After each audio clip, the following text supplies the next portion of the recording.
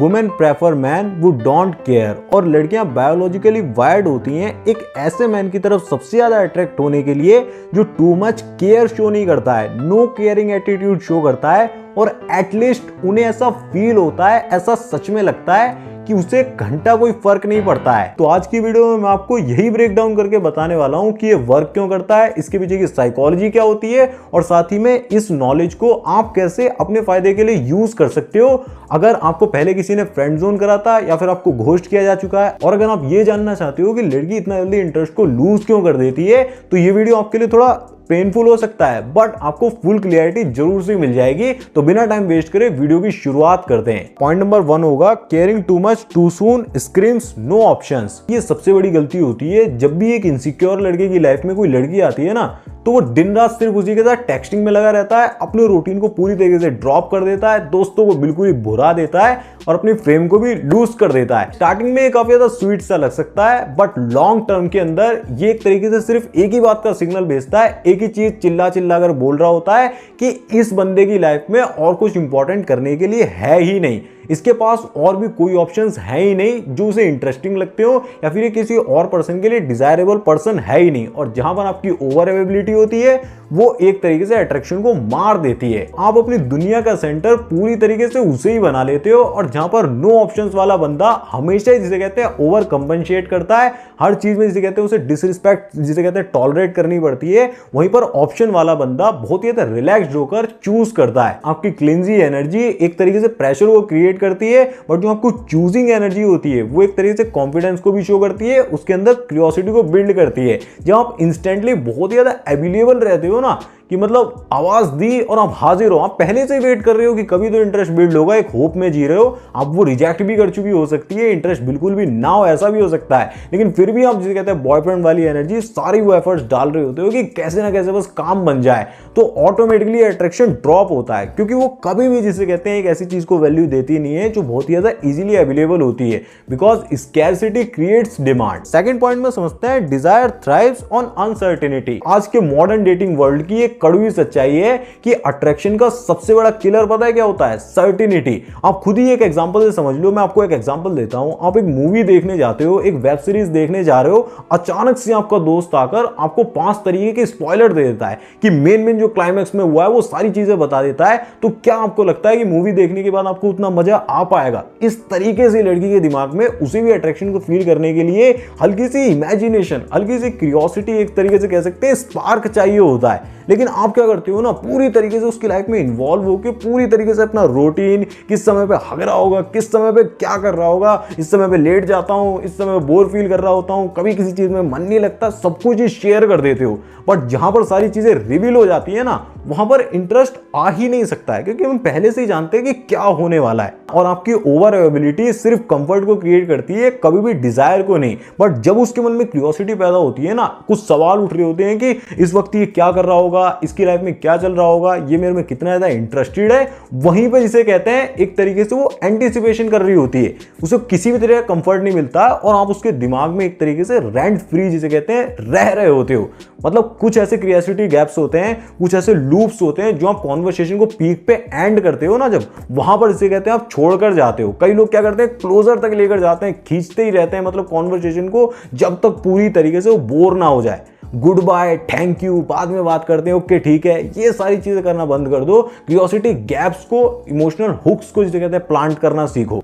Point number 3 होता है not caring is not equal to ignoring. ये एक बहुत ही बड़ा मिसकॉन्सेप्शन होता है। नो केयरिंग सुनते ही आपके दिमाग में सीधा ही आता है कि नो केयरिंग का मतलब होता है कि बहुत ज्यादा रूड बन जाओ या फिर बहुत ज्यादा कोल्ड हो जाओ, बट ऐसा कुछ भी नहीं होता है। नो केयरिंग का मतलब होता है अपने इमोशनल कंट्रोल को मास्टर करना। बेसिकली आप अवेलेबल भी होते हो, आप जिसे कहते हैं इंटरेस्टेड भी होते हो, प्रेजेंट भी होते हो, बट जिसे कहते हैं इमोशनली बिल्कुल भी अटैच नहीं होते हो। उसके रिस्पॉन्सेज से आप अपनी सेल्फ वर्थ को डिफाइन बिल्कुल भी नहीं होने देते हो। जैसे कि 2 लड़कों के एग्जांपल देता हूं। जैसे कि मोहित है, वो कॉन्वर्सेशन के बीच में अगर वो फोन चेक करती है ना, तो बहुत ज्यादा पैनिक करना शुरू कर देता है, जबरदस्ती जिसे कहते हैं उसके जोक्स पर बहुत ही ज्यादा हंसता है ताकि उसे इंप्रेस कर सकूं या फिर उसकी अटेंशन मुझे मिलती रहे, और डिसरिस्पेक्ट को भी टॉलरेट करता है, और हर वक्त जिसे कहते हैं हर बात पे एग्री करता रहता है। बट वहीं पर जो राहुल है ना, वो कॉन्वर्सेशन को बहुत ज्यादा स्मूथली, बट वहीं पर जो राहुल है ना, वो कॉन्वर्सेशन को बहुत ज्यादा स्मूथली फ्लो करने देता है। उसकी कॉन्वर्सेशन में एक कॉन्फिडेंस दिखता है, वो किसी भी चीज से पैनिक नहीं करता है। वो किसी दूसरे लड़के के बारे में बात करती है,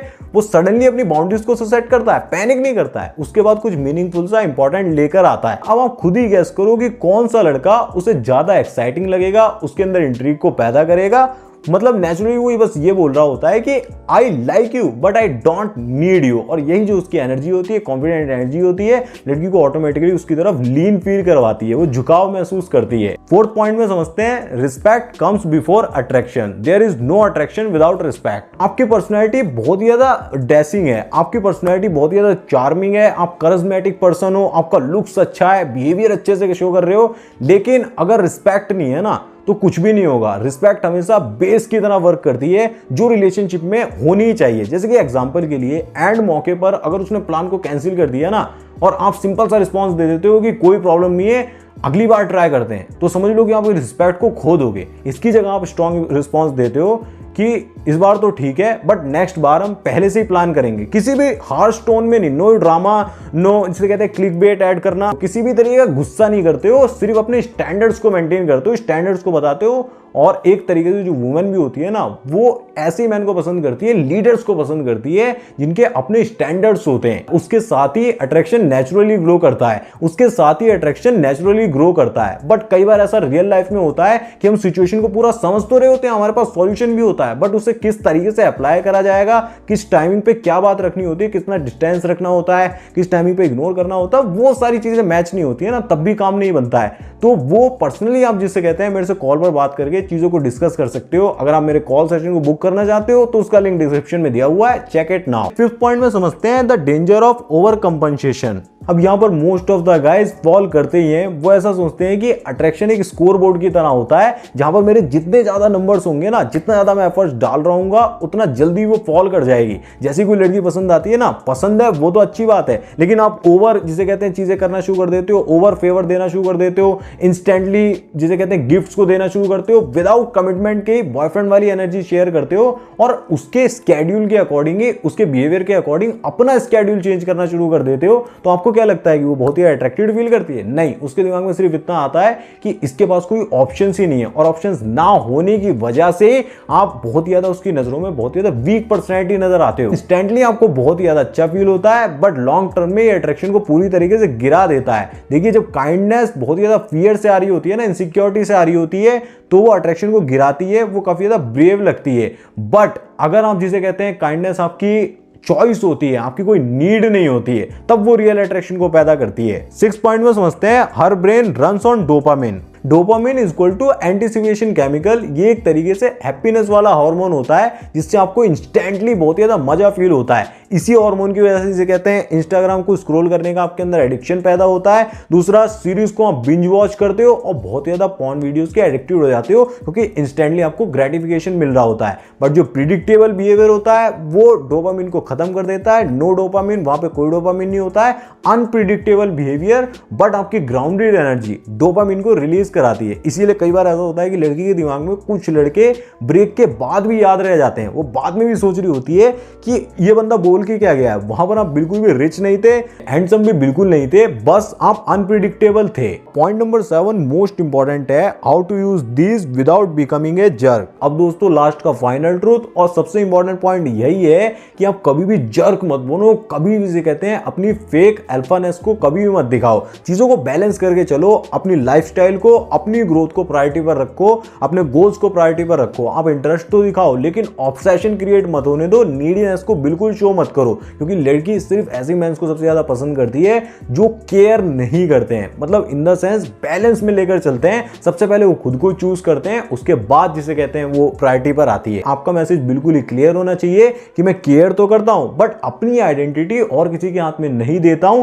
कि कोई और मेरी वर्थ को डिफाइन करे। बाकी ये जानने के बाद आपके लिए ये जानना बहुत ही ज्यादा जरूरी हो जाता है, why do they come back after rejecting you. कोई लड़की आपको रिजेक्ट भी कर देती है, तब भी वो इंटरेस्टेड एक्ट क्यों करती है, वो वापस क्यों आती है आपकी लाइफ में, जिसे कहते हैं उसके पीछे 5 साइकोलॉजिकल रीजन होते हैं। उसे समझ लीजिए, आप किसी को भी रीअट्रैक्ट कर सकते हैं, वापस से आपकी लाइफ में ला सकते हैं। भले 4 महीने हो गए, 5 महीने, 6 महीने, कुछ फर्क नहीं पड़ता है। तो वो वीडियो स्क्रीन पर आ रहा है, एक बार क्लिक करके आप लाइफ में एक बार क्लिक करके आप इस वीडियो को जरूर से देख लीजिए, आपके लिए नेक्स्ट लेवल का वीडियो होगा। मैं मिलूंगा आपसे उसी वीडियो में, तब तक के लिए आप इस वीडियो को देखते रहे। धन्यवाद। जय श्री राम। अपना ध्यान रखें, खुश रहें। कॉल सेशन बुक करने के लिए लिंक डिस्क्रिप्शन में दिया हुआ है, चेक इट नाउ।